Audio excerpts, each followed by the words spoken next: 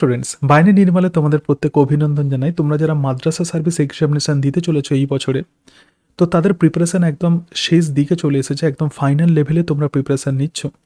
এবং এই প্রিপারেশনকে এগিয়ে নিয়ে যাওয়ার জন্য আমি বিভিন্ন সাবজেক্টের কিছু ইম্পর্টেন্ট কোয়েশ্চেন্স, তোমরা বলতে পারো যেগুলো একদম লাস্ট মিনিট এমসিকিউ কোয়েশ্চেন্স আমি আলোচনা করছি।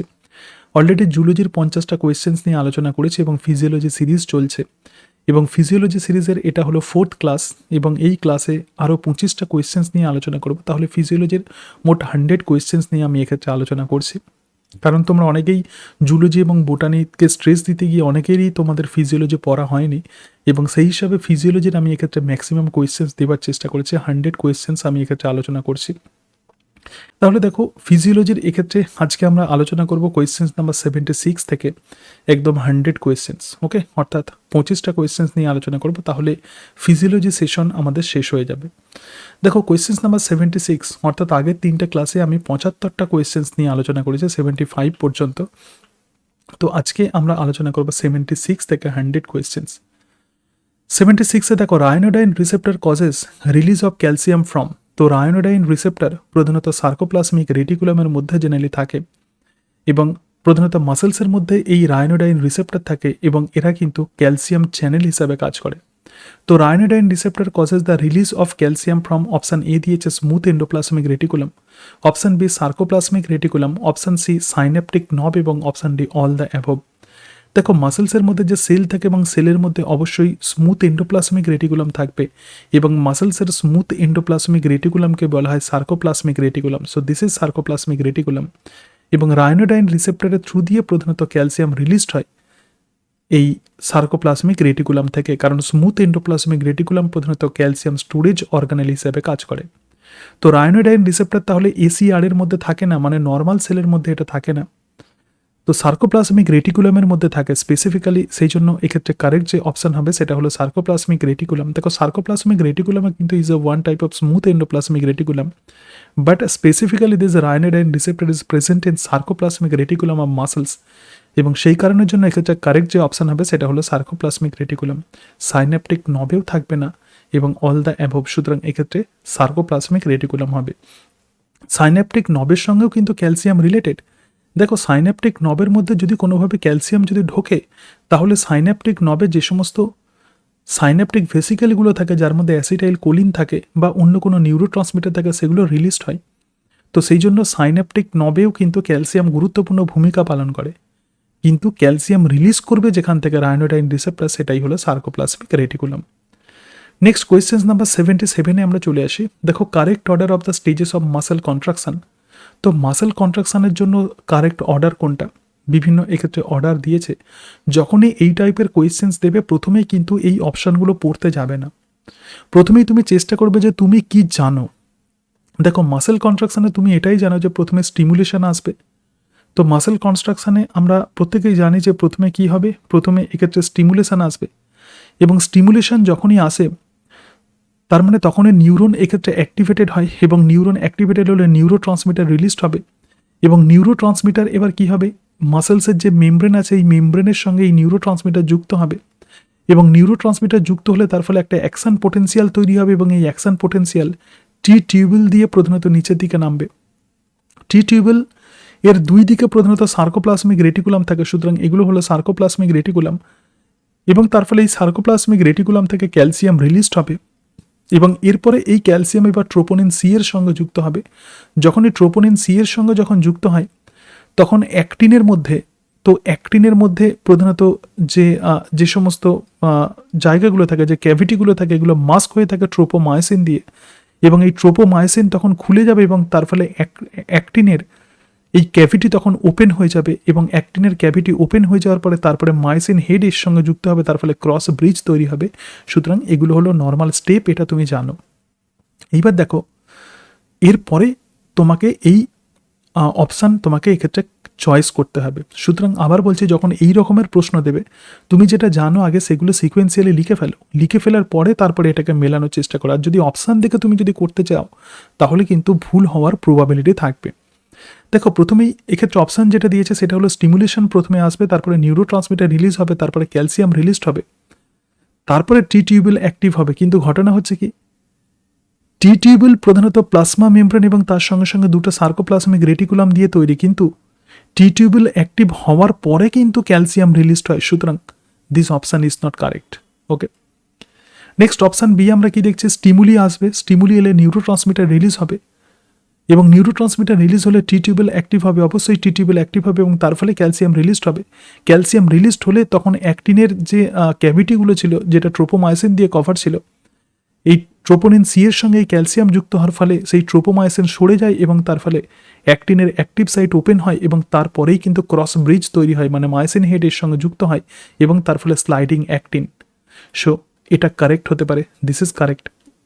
অপশান সি, স্টিমুলেশন আসবে, তারপরে টি টিউবুল অ্যাক্টিভ হবে, তারপরে নিউরো ট্রান্সমিটার রিলিজড হবে। এটা কখনো হয় না, কারণ সার্কোলেমার মধ্যে নিউরো ট্রান্সমিটার রিসেপ্টর থাকে এবং সেই নিউরো ট্রান্সমিটার যখন এই রিসেপ্টরের সঙ্গে যুক্ত হয় তখন একটা অ্যাকশন পোটেন্সিয়াল জেনারেটেড হয় এবং সেই অ্যাকশন পোটেন্সিয়াল কিন্তু টি টিউবুল দিয়ে মুভ করে। তাহলে এক্ষেত্রে কি হবে, এক্ষেত্রে প্রথমে টি টিউবুল কিন্তু অ্যাক্টিভ হবে না, প্রথমে নিউরো ট্রান্সমিটার রিলিজড হবে, তারপরে টি টিউবুল অ্যাক্টিভ হবে এবং নান অফ দিস। তাহলে এক্ষেত্রে কারেক্ট যে অপশান হবে মাসল কন্ট্রাকশনের যে সিকোয়েন্স যেটা কারেক্ট হবে, দ্যাট ইজ দ্য বি। তার মানে প্রথমে স্টিমুলেশন আসবে, তারপরে নিউরো ট্রান্সমিটার রিলিজড হবে এবং নিউরো ট্রান্সমিটার যদি রিলিজড হয় তাহলে প্লাজমা লেমার মধ্যে যে অ্যাকশন পোটেন্সিয়াল যেটা জেনারেটেড হয় সেটা টি টিউবুল দিয়ে নিচের দিকে নামে। টি টিউবুল দিয়ে যখন নামবে তখন তার দুই পাশে যে দুটো সার্কোপ্লাজমিক রেটিকুলাম থাকে, তাহলে টি টিউবুল এবং সার্কোপ্লাজমিক রেটিকুলাম এই তিনটেকেই একসঙ্গে বলা হয় ট্রায়াড।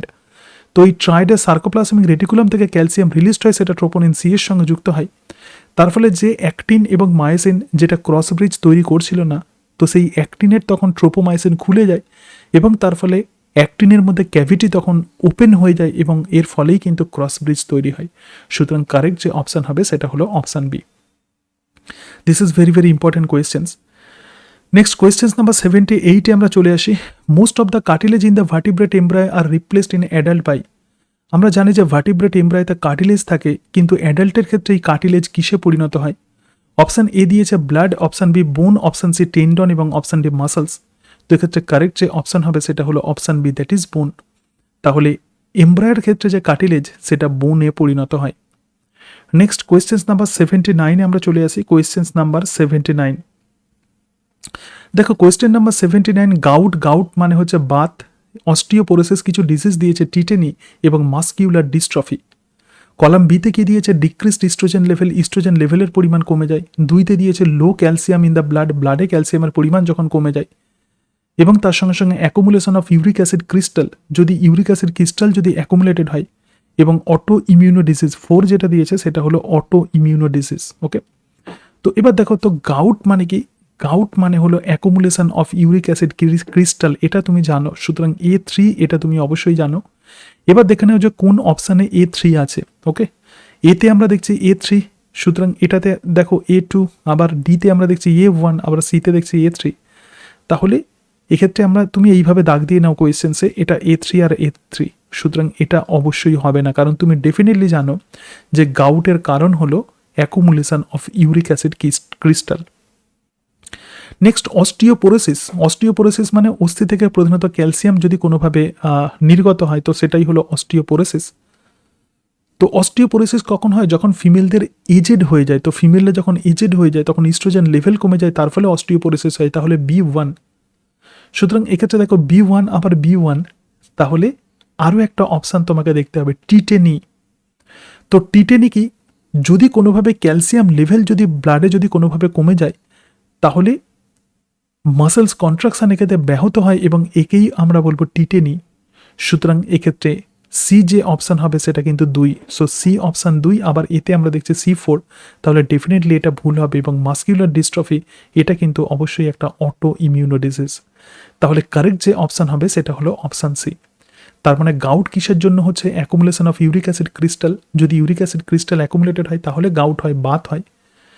অস্টিওপোরোসিস কি জন্য হচ্ছে? ডিক্রিজ ইস্ট্রোজেন লেভেল, ইস্ট্রোজেন লেভেলের পরিমাণ কমে গেলে অস্টিওপোরোসিস হয়। টিটেনি মানে ক্যালসিয়াম লেভেল ইন দ্য ব্লাডে যদি কোনোভাবে কমে যায় তখন টিটেনি হয়, এবং মাসকিউলার ডিস্ট্রফি একটা auto immuno disease. Next question number 80-তে আমরা চলে আসি। Lactic acid causes fatigue muscle due to. দেখো আমরা জানি যে অতিরিক্ত পরিশ্রম করলে পেশিতে ল্যাকটিক অ্যাসিড সঞ্চিত হয় এবং তার ফলে পেশি অবসাদগ্রস্ত হয়ে পড়ে, কিন্তু কেন? এক্ষেত্রে কোয়েশ্চেন যেটা দিয়েছে সেটা হলো কেন। Lactic acid causes fatigue in muscle due to, মাসেলসকে কেন ল্যাকটিক অ্যাসিড ফ্যাটিক করে দেয়? অপশান এ বলছে sensitivity of the neuromuscular junction. দেখো নিউরনের সঙ্গে, তো আমরা প্রত্যেকে জানি যে নিউরনের সঙ্গে প্রধানত মাসেলসের কানেকশন থাকে, তো একেই আমরা বলবো neuromuscular junction. Motor end plate ইত্যাদি বিভিন্ন স্ট্রাকচার থাকে। তো lactic acid sensitivity of the neuromuscular junction এর প্রতি, এই নিউরোমাস্কুলার জাংশন প্রচণ্ড সেন্সিটিভ ল্যাকটিক অ্যাসিডের প্রতি। অপশান বি বলছে অ্যাসিডিটি, যেহেতু ল্যাকটিক অ্যাসিড বেড়ে যায় সেই জন্য অ্যাসিডিটি বেড়ে যায়, ব্লাডে পিএইচ কমে যায়। Binding of calcium, lactic acid ক্যালসিয়ামের সঙ্গে যুক্ত হয়, causing expulsion of the calcium, ক্যালসিয়ামকে বের করে দেয়। এক্ষেত্রে কারেক্ট যে অপশান হবে সেটা হলো option A, sensitivity of the neuromuscular junction. তো নিউরোমাস্কিউলার জাংশন এই ল্যাকটিক অ্যাসিডের প্রতি প্রচণ্ড সেন্সিটিভ হয়, এবং সেই কারণের জন্য এই ল্যাকটিক অ্যাসিড যদি পেশিতে জমা হয় তাহলে মাসেল অবসাদগ্রস্ত হয়ে পড়ে। কিছুক্ষণ বিশ্রাম নিলে আবার ল্যাকটিক অ্যাসিড রিমুভ হয়ে যায় এবং তার ফলে আবার নিউরোমাস্কিউলার জাংশন অ্যাক্টিভেটেড হয়ে যায়। নেক্সট কোয়েশ্চেন নাম্বার 81-এ চলে আসে, calcium bring about muscle contraction through. তো ক্যালসিয়াম কিভাবে মাসেল কন্ট্রাকশনে হেল্প করে? আমরা দেখেছিলাম যে ক্যালসিয়াম প্রধানত ট্রোপোনিন সি এর সঙ্গে যুক্ত হয়। যখন ট্রোপোনিন সি এর সঙ্গে ক্যালসিয়াম যুক্ত হয় তখন অ্যাক্টিনের মধ্যে, দেখো অ্যাক্টিন প্রধানত অসংখ্য জি অ্যাক্টিন মোনোমার দিয়ে তৈরি। এখানে ধরে নাও এটা জি অ্যাক্টিন মোনোমার, এরা প্রধানত এরকম দুটো চেন প্রধানত এইভাবে ক্রস ব্রিজ ফর্মে থাকে। আমি এক্ষেত্রে একটা চেন আঁকছি, এবং এই জি অ্যাক্টিন মোনোমার এর মধ্যে প্রধানত এরকম অ্যাক্টিভ সাইট থাকে, এবং এই সাইট প্রধানত ট্রোপোমায়োসিন দিয়ে যুক্ত থাকে, সুতরাং এটা ট্রোপোমায়োসিন। এবং যখন ট্রোপোনিন সি এর সঙ্গে যখন ক্যালসিয়াম যুক্ত হয় তখন এই ট্রোপোমায়োসিন সরে যায় এবং তার ফলে অ্যাক্টিভ সাইট তখন ওপেন হয়ে যায়, এবং এই ওপেনড অ্যাক্টিভ সাইটের সঙ্গেই কিন্তু মায়োসিন হেড যুক্ত হয়। Okay, so this is myosin head. তাহলে দেখো calcium bring about muscle contraction through. তো ক্যালসিয়াম প্রধানত মাসেল কন্ট্রাকশন কিভাবে ক্যালসিয়াম করতে সাহায্য করে, তো সেটাই এক্ষেত্রে কোয়েশ্চেন দিয়েছে। কোয়েশ্চেন নাম্বার 81-এ এটাই বলছে, দেখো বলছে অ্যাক্টিভেট দ্য মায়োসিন এটিপিএস। এটা মায়োসিন হেডের কিন্তু এটিপিএস লাইক অ্যাক্টিভিটি থাকে। দেখো এই যে মায়োসিন হেড আছে, এই মায়োসিন হেডের কিন্তু এটিপিএস লাইক অ্যাক্টিভিটি থাকে, অর্থাৎ মায়োসিন হেড এটিপিকে ব্রেক করে দেয় এবং এডিপি এবং ইনঅর্গানিক ফসফেট তৈরি করে, এবং তার ফলে যে এনার্জি রিলিজড হয় সেটাই প্রধানত পাওয়ার স্ট্রোক দেয়। ধরে রাখো এক্ষেত্রে অ্যাক্টিন আছে এবং এই অ্যাক্টিনের সঙ্গে মায়োসিন হেড যুক্ত হয়েছে, এবং যখনই মায়োসিন হেডের প্রধানত এটিপিএস প্রপার্টির জন্য যে এনার্জি যে রিলিজড হয় তখন মায়োসিন হেড এইভাবে সরে যায়। এক্ষেত্রে এরকম পজিশন ছিল, সেটা সরে যায় এবং তার ফলে পাওয়ার স্ট্রোক তৈরি হয়। তো ক্যালসিয়াম কি করে? Activation of the myosin ATPase বলছে ক্যালসিয়াম প্রধানত মায়োসিন হেডের এটিপিএস অ্যাক্টিভিটিকে প্রধানত ইনডিউস করে। Option B, exposing active site of the actin filament. Obviously exposing active site of actin filament. Option C বলছে বোথ এ অ্যান্ড বি, এবং option D বলছে metabolism of the food reserve. মাসেলসের মধ্যে যে food reserve থাকে তার মেটাবলিজমে help করে। এক্ষেত্রে কারেক্ট যে অপশান হবে সেটা হলো বোথ এ অ্যান্ড বি। দেখো অ্যাক্টিভেশন অফ দ্য মায়োসিন এটিপিএসকেও যেমন সেটা হেল্প করে ক্যালসিয়াম, এবং তার সঙ্গে সঙ্গে exposing active site of actin filament. So the correct option will be both A and B, কারণ ট্রোপোনিন সি যদি যুক্ত হয় ট্রোপোনিন সি এর সঙ্গে মায়োসিনের কানেকশন থাকে, সুতরাং এই কারণের জন্য যেটা কারেক্ট অপশান হবে both A and B. Next question number 82-তে আমরা চলে যাই। The natural death of a neuron is due to. কোনো নিউরনের কখন ন্যাচারাল ডেথ হয়?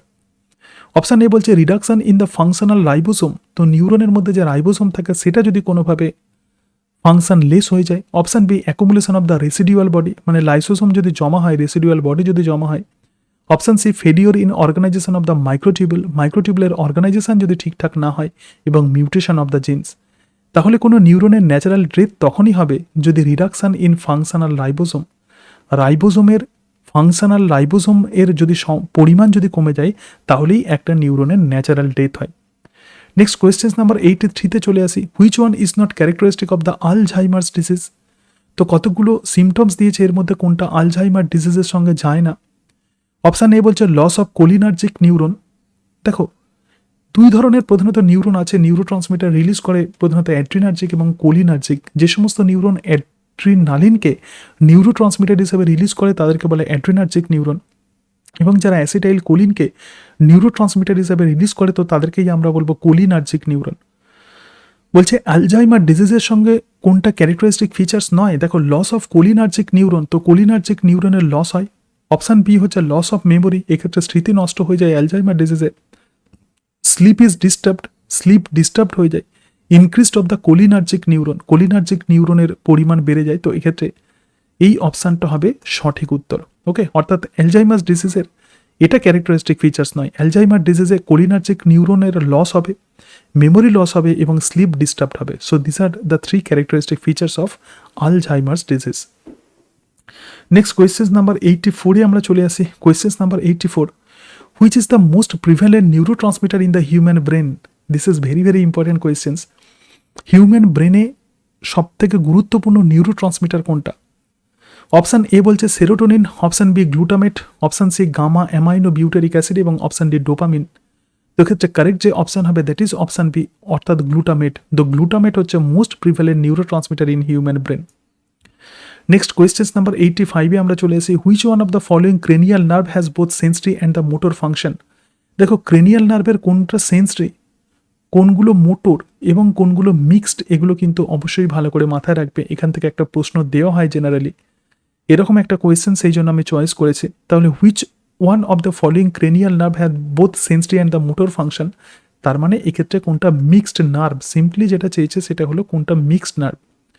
অপশান এ বলছে facial, option B auditory, option C trochlear এবং অপশান ডি অ্যাবডুসেন্স। তো কোনটা মিক্সড নার্ভ এটা আমাদের বের করতে হবে। সুতরাং এক্ষেত্রে কারেক্ট যে অপশান হবে সেটা হলো ফেসিয়াল, অর্থাৎ 7th ক্রেনিয়াল নার্ভ। তো এটা কিন্তু mixed nerve. Next question number 86, which one of the following brain centre serve as the GPS or the global positioning system of the human brain? দেখো প্রধানত কোনো বস্তু কোথায় আছে এটা আমরা কিভাবে মনে রেখে দিই এবং তাকে আমরা কিভাবে পজিশনিং করি। ধরা যাক তুমি কোনো জিনিসকে তুমি রেখে দিয়েছো কোনো একটা জায়গায়, আবার তুমি সেটা মনে করে সেই জায়গা থেকে তুলে নিচ্ছ, তো একেই আমরা বলবো জিপিএস অ্যাক্টিভিটি অফ ব্রেন। তো which one of the following brain centre প্রধানত এই জিপিএস বা গ্লোবাল পজিশনিং সিস্টেম হিসেবে কোনটা কাজ করে? অপশান এ বলছে thalamus and the limbic cortex, option B hypothalamus and the thalamus, option C hippocampus and the entorhinal cortex এবং option D হচ্ছে অ্যামিগদালা এবং বেসাল গ্যাংলিয়া। দেখো কটেক্সের মধ্যে কিন্তু আবার লিম্বিক সিস্টেম থাকে, যেটা হিপ্পোক্যাম্পাস, অ্যামিগদালা, সিনফ্লুয়েড, জাইরাস এরকম বিভিন্ন স্ট্রাকচার দিয়ে তৈরি। কিন্তু জিপিএস সেন্টার হিসাবে যেটা কাজ করে, জিপিএস সেন্টার হিসাবে যে অংশটা কাজ করে সেটা হলো হিপ্পোক্যাম্পাস এবং entorhinal cortex. So this is actually the GPS centre of brain. ভালো করে মাথায় রাখবে, হিপ্পোক্যাম্পাস এবং এন্টোরাইনাল কটেক্স এরা ব্রেনের জিপিএস সেন্টার হিসেবে কাজ করে। Next question number 87, receptor in the skin which can penetrate the epidermis. তো স্কিনের সেই রিসেপ্টর, দেখো প্রধানত স্কিনের দুটো লেয়ার থাকে, ইম্পর্টেন্ট লেয়ার, একটা এপিডার্মিস এবং আরও একটা ডার্মিস। এবং কোন রিসেপ্টর প্রধানত এপিডার্মিস ক্রস করতে পারে? এক্ষেত্রে অপশান এ বলছে end bulb of Krause, option B free nerve ending, option C Merkel disc এবং option D both B and C. দেখো প্রত্যেকটা সিস্টেম থেকে কিন্তু আমি ইম্পর্টেন্ট কোয়েশ্চেন্স চয়েস করেছি। যেমন প্রথমে তোমরা যেটা দেখলে যে নার্ভাস সিস্টেম থেকে, নিউরন থেকে যেমন চয়েস করেছি, এবার আমরা রিসেপ্টর থেকে। তো রিসেপ্টর যেমন তোমাদের স্কিন যেমন আছে, তার সঙ্গে সঙ্গে ইয়ার আছে, কান আছে, তার সঙ্গে সঙ্গে চোখ আছে। তো এই সমস্ত জায়গার কোথা থেকে ইম্পর্টেন্ট কোয়েশ্চেন্স কোথা থেকে দেওয়া হয়, তো কোয়েশ্চেন্স দেখলেই তোমরা বুঝতে পারবে প্রত্যেকটা রিজিয়ন্স কভার করা আছে এবং এই প্রশ্নগুলো সেইভাবেই করা আছে যে জায়গা থেকে জেনারেলি কোয়েশ্চেন্স দেওয়া হয়। ওকে, তো receptor in the skin which can penetrate the epidermis, স্কিনের সেই রিসেপ্টর যেটা এপিডার্মিসে পেনিট্রেট করে। অপশান এ বলছে end bulb of Krause, option B free nerve ending, option C Merkel disc এবং option D both B and C. এক্ষেত্রে correct যে option হবে সেটা বোথ বি অ্যান্ড সি, অর্থাৎ ফ্রি নার্ভ এন্ডিংস এবং Merkel disc এই দুটো কিন্তু এপিডার্মিসকে পেনিট্রেট করে যেতে পারে।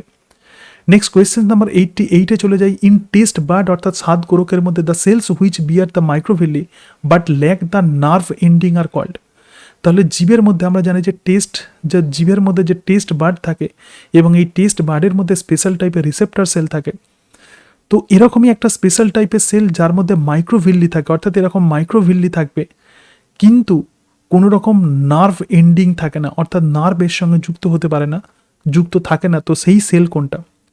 অপশান এ বলছে gustatory receptor cell, option B হলো supporting cell, option C basal cell এবং গাস্টেটারি হেয়ার। দেখো এক্ষেত্রে কারেক্ট যে অপশান হবে সেটা হলো সাপোর্টিং সেল। দেখো রিসেপ্টর সেল এটা তো অবভিয়াসলি এর মধ্যে তো অবশ্যই নার্ভ এন্ডিং থাকবে, বেসাল সেলের মধ্যেও থাকবে, গাস্টেটারি হেয়ার মানেই নার্ভ এন্ডিং থাকবে। তো সাপোর্টিং সেলের মধ্যে প্রধানত কোনো রকম নার্ভ এন্ডিং থাকে না। Next question number 89, the organ of Corti present in, organ of Corti প্রধানত কোথায় থাকে? এটা জানো যে খুব famous questions. Option A basilar membrane, option B scala vestibuli, option C scala media এবং option D semi circular canal. অবশ্যই basilar পর্দার ওপর থাকবে organ of Corti. Next question number 90, balancing organ of ear, মানে কানের কোনটা ব্যালান্সিং অর্গ্যান? দেখো এক্ষেত্রে অপশান এ দিয়েছে semi circular canal and the saccule, option B হচ্ছে otolith and the lagena, option C বলছে semi circular canal and the utricle এবং option D বলছে লেজেনা এবং স্যাকিউল। এক্ষেত্রে কারেক্ট যে অপশান হবে option C, that is the semi circular canal. আমরা প্রত্যেকেই জানি যে অন্তঃকর্ণের মধ্যে অবস্থিত অর্ধচন্দ্রাকার নালী মানুষের দেহের ভারসাম্য রক্ষা করে, এর সঙ্গে সঙ্গে ইউট্রিকাল। তো এরা প্রধানত ব্যালান্সিং অর্গান হিসেবে কাজ করে। তাহলে স্যাকিউল এবং তার সঙ্গে সঙ্গে ইউট্রিকাল প্রধানত ব্যালান্সিং অর্গান হিসেবে কাজ করে। কোয়েশ্চেন নাম্বার 91, একদম শেষের দিকে আমরা চলে এসেছি, আর 10টা প্রশ্ন আলোচনা করলেই একদম ফিজিওলজি সেশন আমাদের কমপ্লিট হয়ে যাবে। ফিজিওলজির ইম্পর্টেন্ট কোয়েশ্চেন্স যেগুলো পরীক্ষাতে জেনারেলি আসে তো কমপ্লিট হবে। দেখো কলাম এতে দিয়েছে স্পাইনাল কর্ড, ABCD চারটে সেন্ট্রাল নার্ভাস সিস্টেমের পোর্শন দিয়েছে, স্পাইনাল কর্ড, থ্যালামাস, হাইপোথ্যালামাস এবং মেডালা। কলাম বিতে দিয়েছে body temperature and the urge of eating, মানে দেহের তাপমাত্রা নিয়ন্ত্রণ করে এবং খাদ্য গ্রহণকে এটা নিয়ন্ত্রণ করে।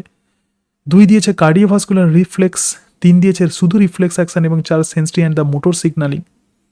এক্ষেত্রে দেখো তুমি সহজেই কিন্তু এই প্রশ্নের উত্তর করতে পারবে। তো স্পাইনাল কর্ড মানে আমরা প্রত্যেকেই জানি স্পাইনাল কর্ড প্রধানত রিফ্লেক্স অ্যাকশনকে কন্ট্রোল করে এবং হাইপোথ্যালামাস প্রধানত বডি টেম্পারেচার রেগুলেশন করে, যেমন তার সঙ্গে সঙ্গে আর্জ অফ ইটিং। দেখো হাইপোথ্যালামাসের মধ্যে প্রধানত দুটো নিউক্লি থাকে, একটা হাঙ্গার সেন্টার এবং একটা স্যাটাইটি সেন্টার। যখন কোনো খাবার দেওয়া হয়, খিদে যখন পায় তখন এই হাঙ্গার সেন্টার অ্যাক্টিভেটেড হয়ে যায় এবং তার ফলে আমরা খাবার খাই। আবার খাবার খেয়ে নেওয়ার পরে স্যাটাইটি সেন্টার অ্যাক্টিভেটেড হয়ে যায়, তার ফলে আমাদের আর কোনো খাবার খাওয়ার পরেও কোনো খাবার দিলে আর খেতে ইচ্ছা করে না। এছাড়া থার্স্ট সেন্টার থাকে, বডি টেম্পারেচার রেগুলেশন প্রধানত হাইপোথ্যালামাসে কন্ট্রোল করে। তো এক্ষেত্রে তাহলে আমরা দেখছি যে A3 এবং C1 কোথায় আছে আমরা দেখে নিই।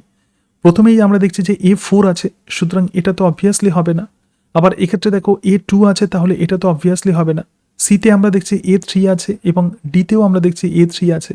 তাহলে এবার তুমি যেটা জানো সেটা দেখো, হাইপোথ্যালামাস 1 অর্থাৎ C1, তাহলে দেখো C1 কোথায় আছে? এটাতে C1 আছে, কিন্তু এটাতে দেখছো যে C4 আছে, right? So this option is incorrect. তাহলে কারেক্ট যে অপশান হবে সেটা হলো অপশান সি। তাহলে দেখো তুমি টেকনিক্যালি কিন্তু এই ম্যাচিং টাইপের কোয়েশ্চেন্সের উত্তর সহজেই করতে পারবে। একটা দুটো পয়েন্ট তুমি যদি জেনে যাও তাহলে কিন্তু উত্তরের খুব কাছাকাছি তুমি চলে যেতে পারবে। তাহলে এবার একটু ম্যাচ করে দেখে নাও। তাহলে স্পাইনাল কর্ড A3 মানে রিফ্লেক্স অ্যাকশন, B4 তাহলে A3 আমরা যেটা দেখলাম সেটা হলো রিফ্লেক্স অ্যাকশন, B4 দেখো B4 মানে সেন্সরি আর মোটর সিগন্যালিং। থ্যালামাসকে প্রধানত সেন্সরি আর মোটর সিগন্যালিং বলা থাকে, তো থ্যালামাসকে বলা হয় রিলে সেন্টার, কারণ সমস্ত রকমের সেন্সরি ইনফরমেশন থ্যালামাস হয়ে সেরিব্রাল কর্টেক্সে যায়। So this is called as relay centre, সেই জন্য এটা সেন্সরি আর মোটর সিগন্যালিংয়ে হেল্প করে। আর মেডালা প্রধানত কার্ডিওভাস্কুলার রিফ্লেক্সে সাহায্য করে। ওকে, তাহলে কারেক্ট অপশান হবে obviously C. Next question number 92, myelin sheath produced by, তো মাইলিন শীথ প্রধানত কোথা থেকে তৈরি হয় বা কে মাইলিন শীথ তৈরি করে? অপশান এ বলছে Schwann cell and the oligodendrocyte, option B বলছে astrocyte and the Schwann cell. দেখো এই যে astrocyte, oligodendrocyte, microglia, ependymal cell, এরা প্রধানত ডিফারেন্ট টাইপের ধারক কোষ যেটাকে বলা হয়। নিউরন ছাড়াও এই টাইপের ডিফারেন্ট টাইপের সেল থাকে, সাপোর্টিং সেল থাকে নার্ভাস সিস্টেমে। তো এক্ষেত্রে মাইলিন শীথ বলছে সোয়ান সেল এবং অলিগোডেন্ড্রোসাইট, অপশান বি বলছে অ্যাস্ট্রোসাইট এবং সোয়ান সেল থেকে মাইলিন শীথ তৈরি হয়, option C oligodendrocyte and the osteoclast এবং option D osteoclast and astrocyte. তো এক্ষেত্রে কারেক্ট যে অপশান হবে সেটা হলো option A, that is Schwann cell and the oligodendrocyte. এরাই প্রধানত মাইলিন শীথ তৈরি করে এবং মাইলিন শীথ প্রধানত স্ফিনগোমাইলিন দিয়ে তৈরি হয়, একটা টাইপের স্পেশাল টাইপের লিপিড। তো স্ফিনগোমাইলিন দিয়ে প্রধানত মাইলিন শীথ তৈরি হয়, এটুকু মাথায় রাখবে। Next question number 93, I focused on distant object would have. দেখো দুই ধরনের প্রধানত অবজেক্টকে প্রধানত দেখার জন্য ডিফারেন্ট মেকানিজম কাজ করে। একটা খুব ফার অ্যাওয়েতে কোনো অবজেক্ট থাকতে পারে, কোনো স্টার থাকতে পারে যেটা আমাদের চোখ থেকে অনেক দূরে আছে, তো সেটা দেখার জন্য চোখে একরকম মেকানিজম থাকে। আর একটা খুব কাছে কোনো বস্তু নিয়ে আমরা দেখতে পারি, তার জন্য একরকম মেকানিজম কাজ করে। তাহলে I focused on the distant object, অনেক দূরে যদি কোনো বস্তু থাকে তাহলে চোখের মধ্যে কি এমন পরিবর্তন ঘটে যে পরিবর্তনের ফলে সেই দূরের বস্তুকে আমরা দেখতে পাই। অপশান এ বলছে taut suspensory ligament and the rounded by lens. দেখো প্রধানত এক্ষেত্রে যদি সাসপেন্সারি লিগামেন্ট হয়, এই দুটো সাসপেন্সারি লিগামেন্ট এবং এই সাসপেন্সারি লিগামেন্ট ধরে রাখো এক্ষেত্রে লেন্স আছে, ঠিক আছে, সুতরাং এক্ষেত্রে ধরে রাখো লেন্স আছে। তো এক্ষেত্রে বলছে টাউট সাসপেন্সারি লিগামেন্ট, মানে সাসপেন্সারি লিগামেন্ট ছোট হয়ে যায়, টাউট হয়ে যায় এবং রাউন্ডেড লেন্স, এবং তার ফলে লেন্স গোল হয়ে যায়, তার ফলে এই দূর থেকে আলো প্রধানত রেটিনাতে ফোকাসড হয়। Option B relaxed ciliary muscle and the taut suspensory ligament, তো সিলিয়ারি মাসেল রিল্যাক্সড হয়ে যায়, সাসপেন্সারি লিগামেন্ট এক্ষেত্রে টাউট হয়ে যায়। Option C contracted ciliary muscle and the relaxed ciliary muscle, তো সিলিয়ারি মাসেল একবার কন্ট্রাক্টেড হবে এবং আরও একবার রিল্যাক্সড হবে। এবং অপশান ডি বলছে contracted ciliary muscle and the rounded lens, তো এক্ষেত্রে কারেক্ট যে অপশান হবে that is option B, ciliary muscle relaxed হয়ে যায় এবং সাসপেন্সারি লিগামেন্ট টাউট হয়ে যায়, কন্ট্রাক্টেড হয়। ওকে, তো এটা একটু মাথায় রাখবে যে দূরের কোনো বস্তুকে দেখার জন্য চোখে কোন পরিবর্তন হয় এবং কাছের বস্তুকে দেখার জন্য কোন কোন চেঞ্জেসগুলো হয়। Next question number 94, which is correct difference in between rod and কোন, রড আর কোনের মধ্যে কোন ডিফারেন্সটা কারেক্ট। এক্ষেত্রে তিনটে ডিফারেন্স দিয়েছে, দেখো এ একটা ডিফারেন্স দিয়েছে, বি একটা, সি একটা, ডি একটা, মোট চারটে ডিফারেন্স দিয়েছে। তো রড এবং কোন, দেখো ফাংশন ইন পুয়ার লাইট, যখন অন্ধকারে যখন আলো হয় তখন রড কি কাজ করে, রড ডিম লাইট ভিশনে সাহায্য করবে এবং কোন ব্রাইট লাইট এবং কালার ভিশনে সাহায্য করে, উজ্জ্বল আলোতে দেখতে সাহায্য করে এবং কালার ভিশনে সাহায্য করে কোন।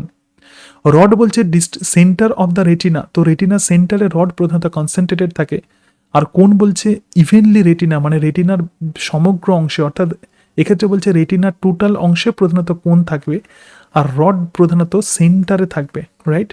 ভিজুয়াল অ্যাকুইটি, ভিজুয়াল অ্যাক্টিভিটি, দেখো এক্ষেত্রে হাই থাকবে, কোনের ক্ষেত্রে লো থাকবে।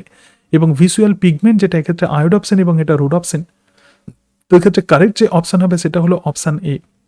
রড প্রধানত ডিম লাইট ভিশনে সাহায্য করে, রাতের বেলা দেখতে সাহায্য করে, এবং কোন দিনের বেলা দেখতে সাহায্য করে। রয়ের রড আছে, এটা মাথায় রাখবে, এটা রাতে দেখতে সাহায্য করে, কোন দিনের বেলা দেখতে সাহায্য করে। বাকি যে অপশানগুলো আছে, রড প্রধানত রেটিনার মধ্যে ইভেনলি ডিস্ট্রিবিউটেড থাকে এবং কোন স্পেসিফিক রিজিয়ানে ডিস্ট্রিবিউটেড থাকে। এবং রডের ক্ষেত্রে ভিজুয়াল অ্যাক্টিভিটি তুলনামূলকভাবে লো হয় কিন্তু কোনের ক্ষেত্রে হাই হয়। এবং রডের ক্ষেত্রে যে প্রোটিন থাকে, যে পিগমেন্ট থাকে, সেটাই রোডপসিন, এবং কোনের ক্ষেত্রে যেটা থাকবে সেটা হলো আয়োডপসিন। তাহলে এটাই হলো কারেক্ট ডিফারেন্স। তো রডের ক্ষেত্রে আমরা ডিম লাইট ভিশন দেখতে পাই এবং কোনের ক্ষেত্রে আমরা ব্রাইট লাইট ভিশন দেখতে পাই। Questions number 95, which is not characteristic of the parasympathetic nervous system? বলছে অপশান এ বলছে pre and post ganglionic neuron secrete the acetyl choline, pre আর post ganglionic neuron acetyl choline secrete করে। Option B বলছে no chain and the collateral ganglion. Option C বলছে helps in normal resting condition. এবং D বলছে thoraco lumbar system. দেখো autonomic nervous system প্রধানত দুটো ভাগে বিভক্ত, একটা সিমপ্যাথেটিক এবং আর একটা parasympathetic, sympathetic and parasympathetic. Okay, তো এক্ষেত্রে সেন্ট্রাল যে নার্ভাস সিস্টেম থাকে, সুতরাং সেন্ট্রাল নার্ভাস সিস্টেম এবং এফেক্টার, সেন্ট্রাল নার্ভাস সিস্টেম এবং এফেক্টার এই দুটোর মাঝখানে প্রধানত দুটো নিউরন থাকবে। এরা তো প্রধানত ইফারেন্ট নিউরন। তো এই ইফারেন্ট নিউরন দুই ধরনের নিউরন থাকবে, একটা প্রি গ্যাংলিয়নিক নিউরন এবং একটা পোস্ট গ্যাংলিয়নিক নিউরন। তো এই ক্ষেত্রে বলছে প্যারাসিম্প্যাথেটিক নার্ভাস সিস্টেমে pre and post ganglionic neuron secrete acetyl choline, this is correct. কারণ সিম্প্যাথেটিক নার্ভাস সিস্টেমে প্রি গ্যাংলিয়নিক নিউরন এবং এদের যে নিউরো ট্রান্সমিটার সেক্ষেত্রে ডিফারেন্ট হয়, কিন্তু প্যারাসিম্প্যাথেটিক নার্ভাস সিস্টেমে প্রি গ্যাংলিয়নিক নিউরন অর্থাৎ এই নিউরন এবং পোস্ট গ্যাংলিয়নিক নিউরন দুটোই কিন্তু অ্যাসিটাইল কোলিন সিক্রেট করে, this is correct. Parasympathetic nervous সিস্টেমে কোনো চেন এবং কোল্যাটারাল গ্যাংলিয়ন থাকে না। দেখো সিম্প্যাথেটিক নার্ভাস সিস্টেমে আমরা জানি যে সেন্ট্রাল নার্ভাস সিস্টেমের সঙ্গে প্যারালালি একটা চেন গ্যাংলিয়ন থাকে, কিন্তু প্যারাসিম্প্যাথেটিক নার্ভাস সিস্টেমে কোনো চেন গ্যাংলিয়ন এবং কোল্যাটারাল গ্যাংলিয়ন থাকে না। So this is also correct. এবং parasympathetic nervous system helps in normal resting condition, this is also correct. কারণ সিম্প্যাথেটিক নার্ভাস সিস্টেম প্রধানত যখন ইমার্জেন্সি কন্ডিশনে সিম্প্যাথেটিক নার্ভাস সিস্টেম কাজ করে এবং সেই জন্য একটা সিস্টেম মানুষের ক্ষেত্রে ডেভেলপ করেছে সিম্প্যাথেটিক ও অ্যাড্রেনাল সিস্টেম। কিন্তু এক্ষেত্রে parasympathetic nervous system normal resting কন্ডিশনে হেল্প করবে।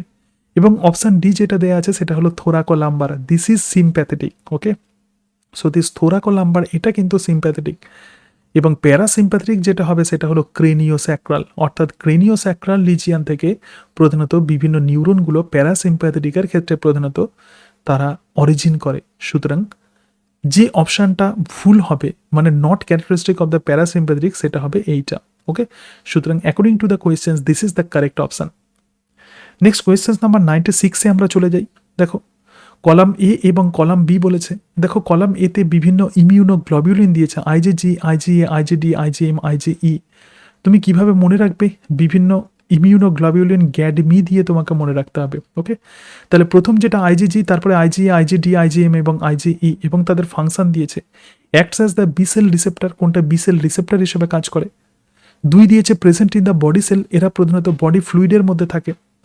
3 দিয়েছে first antibody after entry of antigen, antigen প্রবেশের পরে প্রথম এই অ্যান্টিবডি তৈরি হয়। 4 দিয়েছে can cross the placenta, placenta cross করতে পারে। এবং 5 দিয়েছে প্রিভেন্ট অ্যালার্জি, অ্যালার্জি প্রতিরোধ করে। দেখো কিভাবে মনে রাখবে, এই যে গ্যাডমি যেটা বললাম, দেখো জন্মের আগে যে অ্যান্টিবডি কাজ করে সেটা হলো আইজিজি, তার মানে আইজিজি কিন্তু প্লাসেন্টা ক্রস করতে পারে। This is very very important. এবং আফটার বার্থ একজন শিশু মাতৃদুগ্ধ পান করে, তাহলে তারপরে যে অ্যান্টিবডি কাজ করবে সেটা হলো আইজিএ। ওকে, এবং আইজিএম একটা গুরুত্বপূর্ণ অ্যান্টিবডি, এটা পেন্টামেরিক অ্যান্টিবডি, এটা প্রথম তৈরি হয় যখন কোনো অ্যান্টিজেন দেহের মধ্যে প্রবেশ করে। So this is the first form antibody IgM.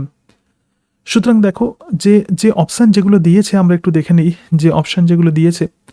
দেখো এক্ষেত্রে আইজিজি তাহলে কি হবে? IgG obviously can cross placenta, তুমি এই দুটো জানো। এবং আইজিএ কি কাজ করবে? IGA present in body fluid, যে কোনো বডি ফ্লুইডে থাকে। তাহলে দেখে নাও A4 এবং B2 কোথায় আছে। সুতরাং এক্ষেত্রে আমরা দেখছি A4 B2, আবার এটাতে A1 B4 আছে, so this is not correct. আবার এক্ষেত্রে দেখো A2 B4 আছে, so this is also not correct.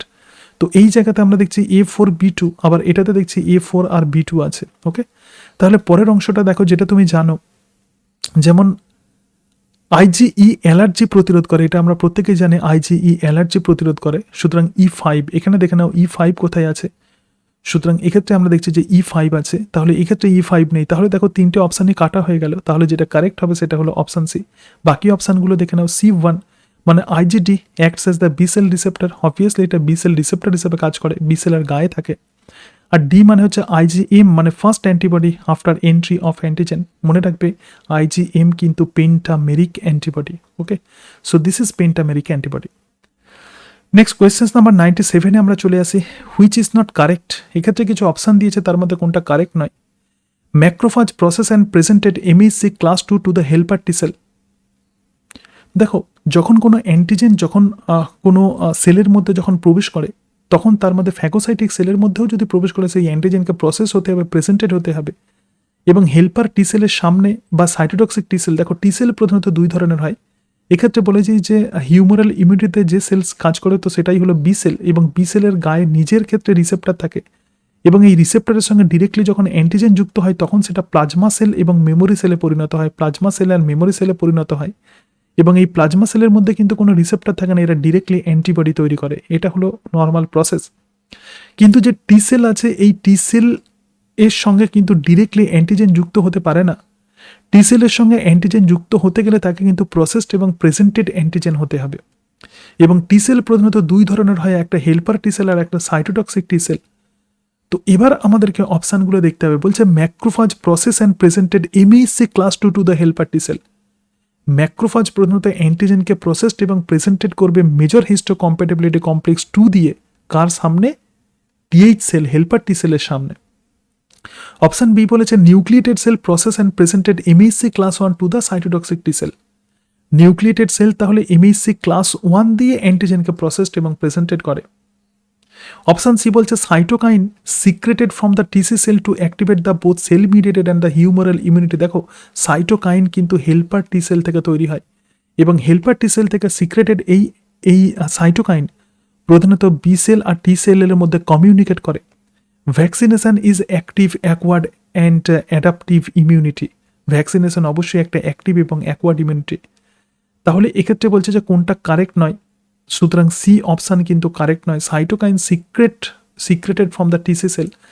TC cell থেকে কখনো সাইটোকাইন সিক্রেটেড হয় না, কারণ টিসি সেল সাইটোটক্সিক টি লিম্ফোসাইটে পরিণত হয় এবং ভাইরাল ইনফেক্টেড সেলকে প্রধানত এরা নষ্ট করে। So the cytokine never secreted from TC sell.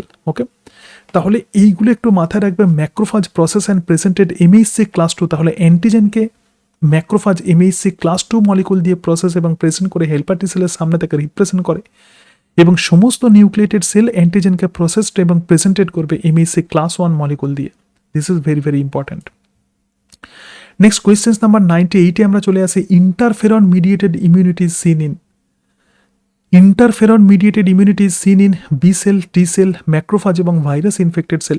এক্ষেত্রে কারেক্ট যে অপশন হবে সেটা হলো ভাইরাস ইনফেক্টেড সেল। দেখো, কেমিক্যাল মিডিয়েটার প্রধানত 3 ধরনের হয়।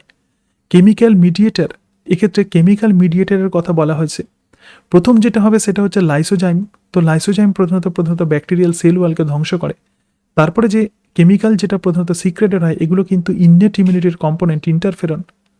এবং তারপরে যেটা হবে সেটা হচ্ছে কমপ্লিমেন্ট। প্রধানত ব্লাডেতে অন্তত 20টা কমপ্লিমেন্ট প্রোটিন থাকে, এবং এই complement protein membrane attack complex তৈরি করে। ওকে, তো এক্ষেত্রে যেটা বলছে যে ইন্টারফেরন কি কাজ করে, যে কোনো ভাইরাস, ধরে রাখো এটা একটা সেল আছে এবং এই সেলের মধ্যে ভাইরাস এন্ট্রি নিয়েছে, তাহলে এই ভাইরাল ইনফেক্টেড সেল থেকে ইন্টারফেরন তৈরি হয় এবং তার ফলে ভাইরাল ইনফেক্টেড সেল নিজেই ডিস্ট্রয় হয়ে যায়।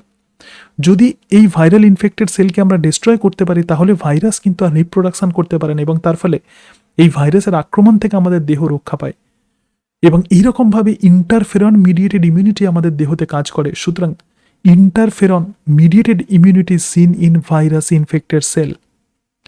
নেক্সট কোয়েশ্চেন্স নাম্বার 99, আর দুটো কোয়েশ্চেন্স আছে। 99 আমরা দেখে নিই হুইচ ইজ কারেক্ট স্টেটমেন্ট। এক্ষেত্রে বলছে যে কোন স্টেটমেন্টটা কারেক্ট। অপশান এ বলছে CD4 marker protein is present in helper T sell. তো হেল্পার টি সেল যদি হয়, তো হেল্পার টি সেলের মধ্যে বলা হচ্ছে যে CD4 মার্কার প্রোটিন থাকে। Option B CD8 marker protein is present in cytotoxic T cell, এবং exogenous antigen are presented by MHC class 2, এবং endogenous antigen are presented by MHC class 1। দেখো, দিস ইজ ইম্পর্টেন্ট। আমরা জানি যে phagocytic যে সমস্ত সেলগুলো আছে তারা প্রধানত বাইরে থেকে আগত অ্যান্টিজেনকে ধ্বংস করে এবং তাকে এমএইচসি ক্লাস 2 দিয়ে প্রেজেন্ট করে। সুতরাং exogenous antigen must be presented by macrophage. MHC class 2 দিয়ে তারা প্রধানত প্রেজেন্টেড থাকে। সুতরাং এক্সোজিনাস অ্যান্টিজেন ম্যাক্রোফাজ, এক্ষেত্রে ম্যাক্রোফাজ কাজ করবে, এবং এন্ডোজিনাস অ্যান্টিজেন হচ্ছে নর্মাল নিউক্লিয়েটেড সেলের মধ্যে যে অ্যান্টিজেন তৈরি হয়। তো নিউক্লিয়েটেড সেল প্রধানত এমএইচসি ক্লাস 1 মলিকুল দিয়ে অ্যান্টিজেনকে রিপ্রেজেন্ট করে। সুতরাং এগুলো হলো নর্মাল নিউক্লিয়েটেড সেল। তো এটা তো অবভিয়াসলি কারেক্ট স্টেটমেন্ট। সুতরাং which is the correct statement? All are correct statement, কারণ CD4 marker protein helper T সেলের গায়ে থাকবে এবং CD8 মার্কার প্রোটিন সাইটোটক্সিক টি সেলের গায়ে থাকে। ওকে, এবং এক্সোজিনাস অ্যান্টিজেন প্রধানত এমএইচসি ক্লাস 2 মলিকুল দিয়ে প্রেজেন্টেড হয়, এবং এন্ডোজিনাস অ্যান্টিজেন এমএইচসি ক্লাস 1 মলিকুল দিয়ে প্রেজেন্টেড হয়। নেক্সট 100 কোয়েশ্চেন্স দেখে নাও।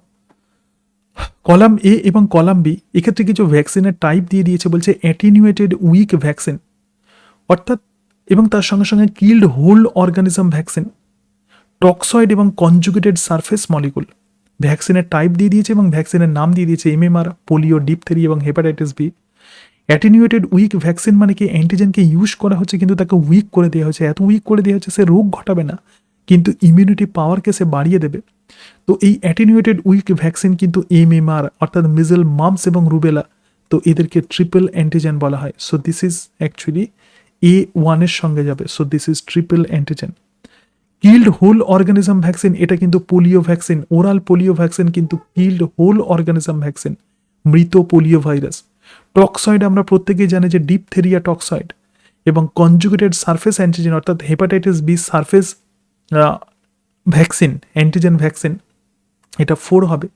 তাহলে A1, B2, C3 এবং D4। তো কারেক্ট যে অপশান হবে সেটা হলো অপশান এ। বাকি অপশানগুলো আমি আর দেখছি না বা আলোচনা করছি না। তো অ্যাটিনিউয়েটেড উইক ভ্যাকসিন তাহলে MMR, killed whole organism vaccine হচ্ছে পোলিও, টক্সয়েড হলো ডিপথেরি এবং কনজুগেটেড সারফেস মলিকুল হলো হেপাটাইটিস বি।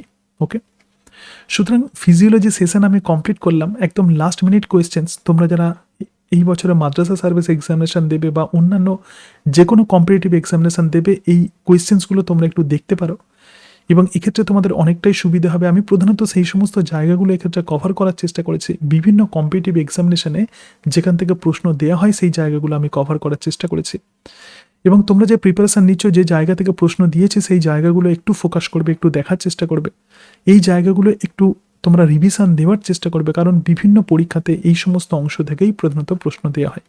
অনেকে জুলজি এবং বোটানি পড়তে গিয়ে যেহেতু অনেকের ফিজিওলজি পড়া হয়নি, তো সেই জন্য ফিজিওলজিতে আমি ম্যাক্সিমাম কোয়েশ্চেন্স আমি আলোচনা করলাম। এই প্রশ্নগুলো একটু তোমরা দেখার চেষ্টা করবে, আশা করি তোমরা অনেকটা কনফিডেন্ট পাবে। এবং তার সঙ্গে সঙ্গে যে জায়গাগুলো আমি কভার করার চেষ্টা করছি, এই জায়গাগুলো তোমরা ফোকাস করবে। যখন রিভিশন দেবে দেখবে যে পরীক্ষাতে নিশ্চয়ই তোমরা সুবিধা পাবে। আজকে তাহলে এই পর্যন্তই, সবাই ভালো থেকো। Thank you and that's it.